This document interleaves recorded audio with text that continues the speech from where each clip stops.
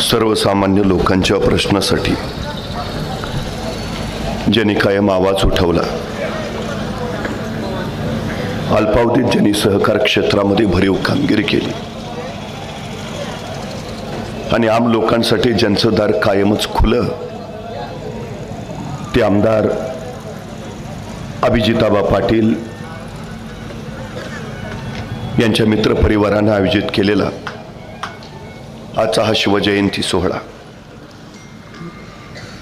या शिवजयंती सोहळ्यासाठी उपस्थित असणारे आपण सर्व सन्माननीय,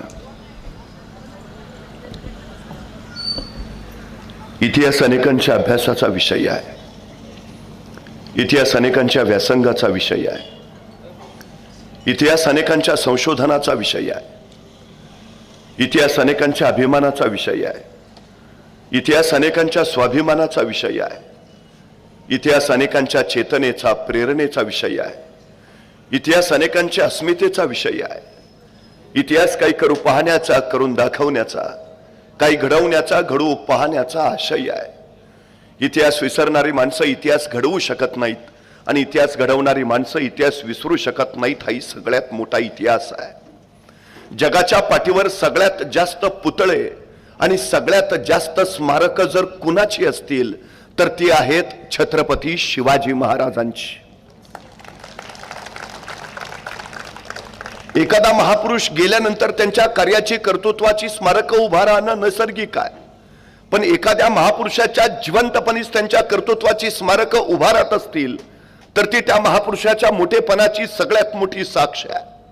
दक्षिण दिग्विजयाच्या निमित्तानं महाराज आंध्र प्रदेशला गेले. आंध्रातल्या त्या मुक्कामात महाराजांनी श्री शैल मल्लिकार्जुनचं दर्शन घेतलं. महाराज मंदिरातून दर्शन घेऊन बाहेर आले. महाराजांनी मंदिराचा परिसर निहाळला. महाराजांच्या लक्षात आलं मंदिर देखणं आहे, मंदिर सुबक आहे, पण मंदिराला घाट नाहीयेत. आणि महाराजांनी आंध्र प्रदेशच्या त्या मुक्कामात श्री शैल मल्लिकार्जुनच्या मंदिराचे सगळे घाट बांधून काढले. आतापर्यंत अनेक राजे महाराज आले गेले असतील, अनेकांनी ते मंदिर पाहिलं असेल, त्या मंदिराला घाट नाहीत हे अनेकांच्या लक्षात आलं असेल, पण ते घाट बांधावेत असं वाटलं कुणालाही नाही. ते वाटलं फक्त छत्रपती शिवाजी महाराजांना. अर्थात नसते त्यांनी घाट बांधले तरी काही फारशी अडचण नव्हती. महाराजांना आताच्या भाषेत म्हणता आलं असतं, तो भाग कुठं माझ्या मतदारसंघात येतो. पण ही संकुचितता महाराजांकडे नव्हती, एक विलक्षण व्यापकता त्यांच्याठाई होती. एके दिवशी महाराजांनी मंदिरात दर्शन घेतलं आणि मंदिराच्या शिखराचं दर्शन घेण्यासाठी महाराज बाहेर आले. महाराजांनी शिखराकडे पाहिलं आणि महाराजांच्या लक्षात आलं मंदिराच्या प्रत्येक कोपऱ्यावर एक गोपूर आहे, पण उत्तरेच्या बाजूचं गोपूर बांधायचं राहिलंय. आणि महाराजांना तत्काळ वाटलं हे अपूर्ण राहिलेलं गोपूर बांधायलाच हवं. महाराजांनी आंध्र प्रदेशचे मजूर बोलावले, त्यांना सांगितलं हे अपूर्ण राहिलेलं गोपूर बांधून पूर्ण करा, किती खर्च येईल. मजुरांनी रक्कम सांगितली, महाराजांनी तत्काळ पैसे दिले, गोपूर बांधून पूर्ण करा. आणि महाराज पुढच्या मोहिमेला निघाले. महाराजांनी दिलेल्या रकमेच्या बळावर आंध्र प्रदेश मधल्या त्या मजुरांनी श्री शैल मल्लिकार्जुनच्या मंदिराचं ते 4थं गोपूर बांधून पूर्ण केलं. गोपूर बांधून झालं, सगळे मजूर एकत्र बसले, त्यांची चर्चा चालू झाली. ऐसा राजा होणे नाही. कित्येक आले गेले, कित्येकाने मंदिर पाहिले, कित्येकांच्या ध्यानी आले 4थे गोपूर बांधावयाचे राहिले, पण बांधावे ऐसे वाटले कोणालाही नाही. ते वाटले फक्त छत्रपती शिवाजी महाराजांना. ऐसा राजा होणे नाही. या राजांचं अस्तित्व इथं राहिलं हवं, या राजांकडून आपल्याला प्रेरणा मिळायला हवी. काय करता येईल. अनेक मजूर म्हणाला आपण असं केलं तर हे जे 4थं गोपूर आपण बांधलंय त्या 4थ्या गोपुरात आपण महाराजांचीच मूर्ती बसवली तर उत्तम उत्तम उत्तम. आणि आश्चर्य वाटेल, आंध्र प्रदेशच्या मजुरांनी वर्गणी काढली आणि श्री शैल मल्लिकार्जुनच्या मंदिराच्या त्या 4थ्या गोपुरात छत्रपती शिवाजी महाराजांची मूर्ती बसवली. महाराजांच्या जिवंतपणी महाराजांचं उभारलं गेलेलं हे पहिलं स्मारक आहे आंध्र प्रदेशमध्ये. महाराजांनी तिथंच एक ध्यान मंदिर सुद्धा उभारलेलं. काळाच्या ओघात ते नष्ट झालं. आज त्याच ठिकाणी छत्रपती शिवाजी महाराजांचं स्फूर्ती मंदिर उभा आहे. कधी गेलात आंध्रात तर जरूर जाऊन या. महाराज दक्षिण दिग्विजय करून परत निघाले. येता येता कर्नाटकात आले. कर्नाटकमध्ये बेलवाडी नावाचं एक ठाणं आहे. राणी मल्लम्मा तथा सावित्रीबाई देसाई नावाच्या ठाणेदारीन तिथं राज्य करत होत्या. नवरा आदिलशाहीचा सरदार मरण पावला, नवऱ्याच्या पश्चात ठाण्याचा कारभार या सावित्रीबाई देसाई पाहत होत्या. आमचा दादाजी नावाचा सरदार, त्याला असं वाटलं की सगळं जिंकत निघालोच आहे, तर बेलवाडीचं ठाणंही जिंकावं, कुणी सावित्रीबाई म्हणून आहेत, सहज पराभूत करता येतील. त्यांनी मोजकं सैन्य घेतलं, त्या बेलवाडीच्या ठाण्यावर हल्ला चढवला. पण बाई मोठ्या चिवट आणि जिद्दीच्या, त्यांनी दादाजींचा सपशेल पराभव केला. सावित्रीबाईने आपला पराभव केला. हे जर महाराजांना कळलं तर दादाजींनी पुन्हा प्रचंड फौज उभा केली, पुन्हा बेलवाडीच्या ठाण्यावर हल्ला चढवला. यावेळी मात्र सावित्रीबाई देसाईंचा पराभव झाला. विजयाच्या उन्मादात दादाजींनी त्यांना कैद केलं, महाराजांच्या सामने चला. आणि कैद झालेल्या सावित्रीबाई निघाल्या, अचानक थबकल्या, गर्दिशी मागं वळाल्या. स्वतःच तानं बाळ त्यांनी आपल्या सोबत घेतलं आणि म्हणाल्या, आता चला. तानं बाळ घेतलेल्या सावित्रीबाई कैदी म्हणून महाराजांच्या समोर उभा राहिल्या. त्यांना माहिती आहे आपण कैदी आहोत, आपण पराभूत आहोत. हे राजात आपल्याला शिक्षा सुनावणार, सजा फरमावणार. पण महाराजांनी काही शिक्षा फरमावण्या अगोदरच सावित्रीबाई सरकन पुढे झाल्या आणि स्वतःच्या हातातलं तानं बाळ त्यांनी महाराजांच्या मांडीवर ठेवलं आणि त्या महाराजांना म्हणाल्या, मी तुमची दोषी आहे, मी तुमची कैदी आहे. काही शिक्षा द्यायची असेल तर ती मला द्या, पण या सगळ्या प्रकारात माझ्या या तान्या बाळाचा काही दोष नाही, त्याला दोषीच नको. आपल्या मांडीवर असलेल्या त्या तान्या बाळाकडे बघत महाराजांनी स्मित केलं. चिटणीसाला इशारा झाली, चिटणीस दुधाची वाटी घेऊन आला आणि आपल्या मांडीवर असलेल्या त्या तान्या बाळाला महाराजांनी चमच्यानी दूध पाजलं. आणि दूध पाजून झाल्यावर त्या तान्या बाळाकडे बघत महाराज सावित्रीबाईंना म्हणाले, हा आमच्या मांडीवर जो आहे ना तो आमचा भाचा आहे, हा आमचा भाचा आहे, म्हणजे तुम्ही आमच्या बहीण झाला. मग कुठला भाऊ बहिणीचं राज्य बळकावतो, कुठला भाऊ बहिणीला शिक्षा सुनावतो? दादाजी यांचं राज्य यांना परत द्याच, पण आमच्या बहीण म्हणून आमच्याकडून चोळी बांगडीसाठी यांना नवराज्य जोडून द्या. आणि हा आमच्या मांडीवरचा आमचा भाचा, त्याच्या दूध भाताची व्यवस्था करा. त्या सावित्रीबाईंना काही कळे ना, कैसा राजा कैसा राजा, ऐसा राजा होणे नाही. अरे मला शिक्षा करणं राहिलं बाजूला, माझं राज्य बळकावणं राहिलं बाजूला. हा राजा माझं राज्य तर मला परत देतोच, पण मला आपली बहीण मानतो, चोळी बांगडीसाठी नवराज्य जोडून देतो, माझ्या मुलाच्या दूधभाताची व्यवस्था करतो. धन्य धन्य, ऐसा राजा होणे नाही. या राजांची ही कीर्ती चिरंतन राहावी म्हणून या सावित्रीबाई देसाईंनी या प्रसंगाची 3 दगडी शिल्प तयार केली. म्हणजे महाराज बसलेत, त्यांच्या मांडीवर ते तानं बाळ आहे, महाराज त्याला चमच्याने दूध पाजतायत आणि शेजारी सावित्रीबाई देसाई उभा आहेत. अशी ती दगडी शिल्प.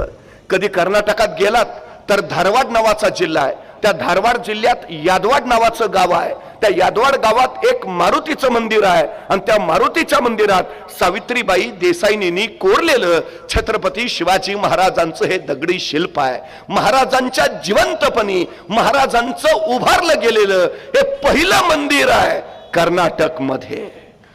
350 वर्षापूर्वी राज्य उभा केलं. आताचं राजकारण हे अर्थकारणावर अवलंबून आहे, पण 350 वर्षापूर्वीचं महाराजांचं राजकारण मात्र मूल्यांवरच आधारलेलं होतं. हे सगळ्यात मोठं त्यांचं वैशिष्ट्य आहे.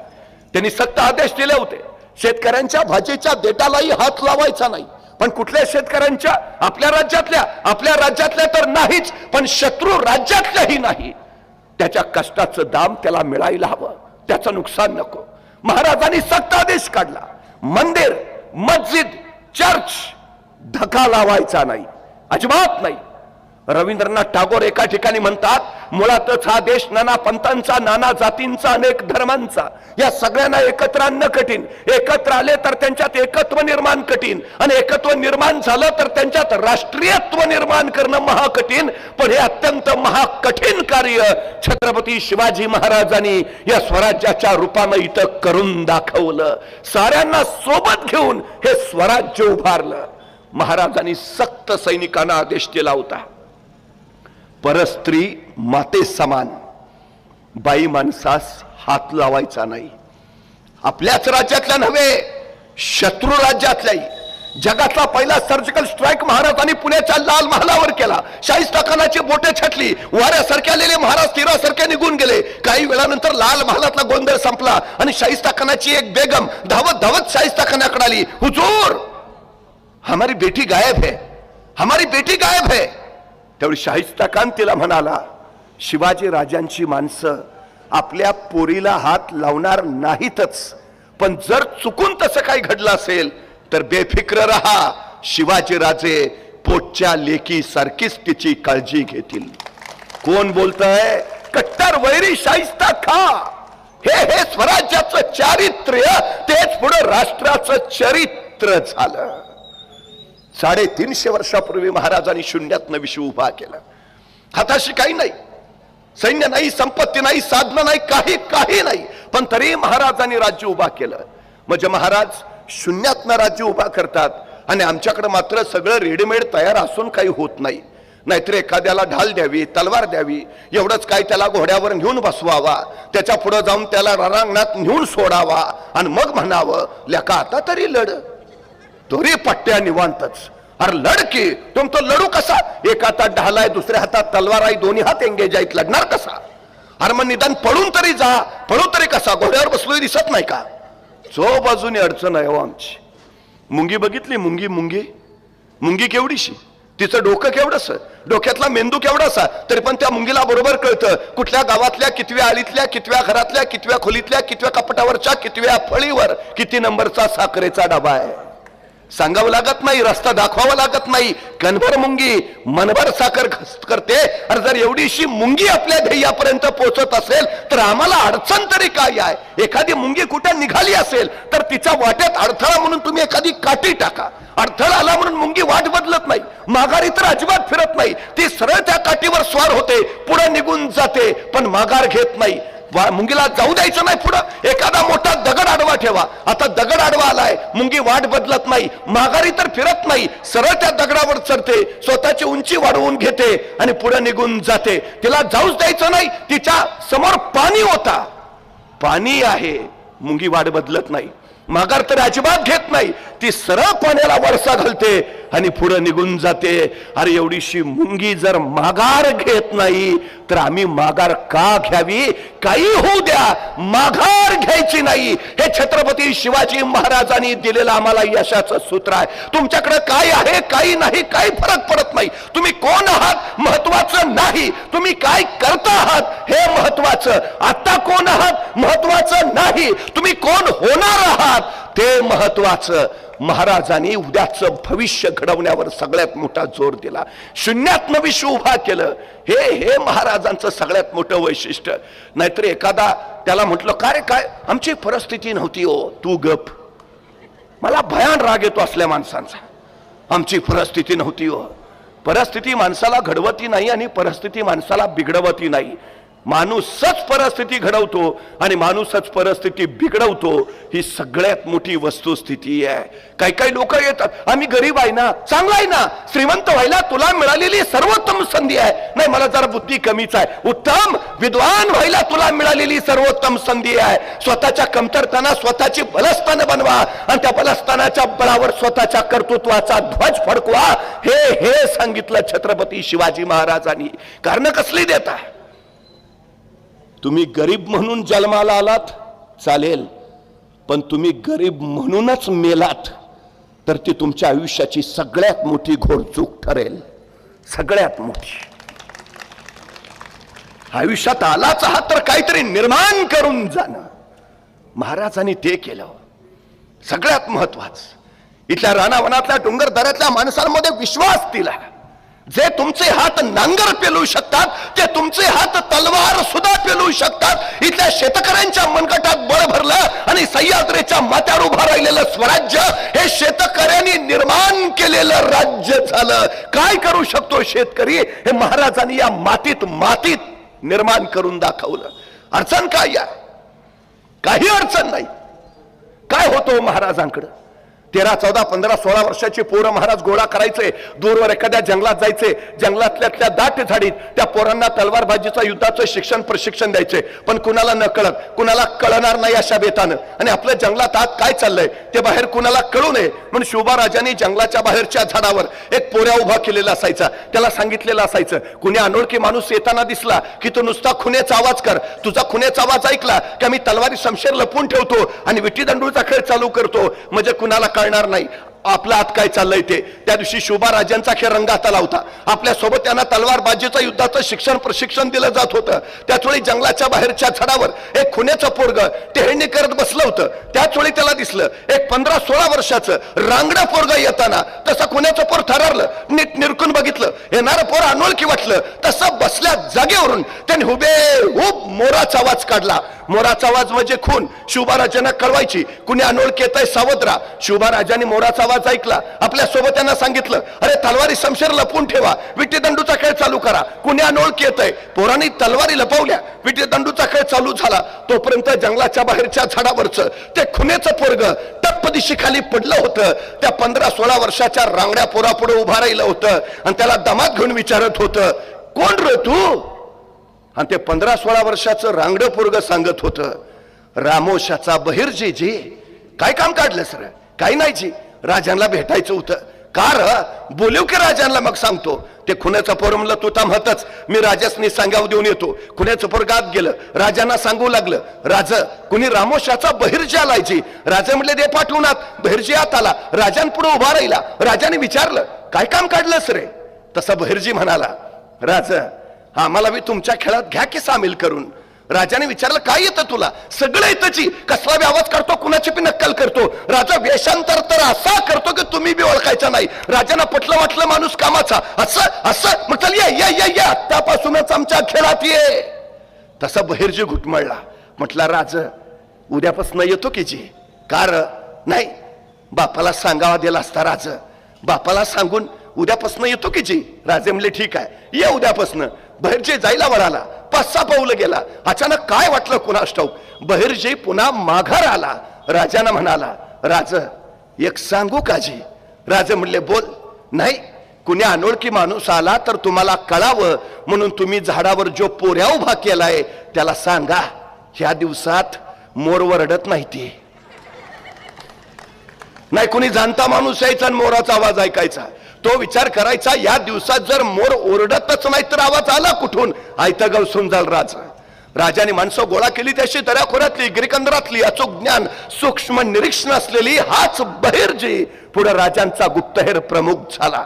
आज जगाच्या पाठीवर अमेरिकेची गुप्तहेर यंत्रणा रॉ आणि इस्रायलची मोसाद या सर्वोत्तम गुप्तहेर यंत्रणा मानल्या जातात. पैकी इस्रायलची गुप्तहेर यंत्रणा मोसाद सांगते, आम्ही बहिर्जी नायकांना आणि महाराजांच्या गुप्तहेर खात्याला आमचे आदर्श मानतो. रानावनात उगवलेल्या पोरांना महाराजांनी आंतरराष्ट्रीय ख्याती प्राप्त करून दिली. त्यांच्यातल्या क्षमता, त्यांच्यातल्या कौशल्याला वाट करून दिली आणि मातीसाठी मरणारी निष्ठावंतांची मांदेडी उभा राहिली. हे महाराजांचं सगळ्यात मोठं वैशिष्ट्य आहे, सगळ्यात मोठं. अनेकांच्या शौर्याच्या बळावर, पराक्रमाच्या बळावरच सह्याद्रीच्या दऱ्याखोऱ्यामध्ये स्वराज्य नांदू लागलं. जे झोपले होते ते जागे झाले, जे जागे होते ते उभे झाले, जे उभे होते ते चालते झाले. चालणाऱ्यांच्या खांद्यावर भगवे निशाण आले. हे हिंदवी स्वराज्य व्हावं ही श्रींची इच्छा दौडू लागली. मोहीम फत्तेच्या इशाराची उडवू लागली. आणि बघता बघता महाराजांनी राज्याभिषेकाची घोषणा केली. खर तर महाराजांच्या राज्याभिषेकालाही काहींनी विरोध केला, पण तो सारा विरोध मोडीत काढीत महाराजांनी राज्याभिषेकाची घोषणा केली. याच्या कारण आदिलशाही, निजामशाही, मोगल हे छत्रपती शिवाजी महाराजांना एका जहागीरदाराचा बंडखोर मुलगा मानत होते. ते राजा मानायला तयार नव्हते. आदिलशाही, निजामशाही यांच्या अंकित असणारे सरदार महाराजांना राजा मानतच नव्हते. एखाद्या शाह्यांशी तह करार करायचा झाला तर महाराजांना तो करता येत नव्हता. महसुली व्यवस्थेमध्ये नियम कायदे बनवायचे झाले, महाराजांना ते बनवता येत नव्हते. आणि राज्याभिषेकाचं सगळ्यात महत्वाचं कारण, रयतेला स्वतःचे राज्य हवे होते, रयतेला स्वतःचा राजा हवा होता. आणि महाराजांच्या मनी एक प्रश्न होता, कदाचित भविष्यात आपण असू, आपण नसू, पण हे राज्य टिकलं पाहिजे. आपण नसताना इथल्या लोकांना आम्ही प्रेरणा दिली पाहिजे की ज्याच्यासाठी इथली लोक लढतील. ती प्रेरणा म्हणजेच राज्याभिषेक.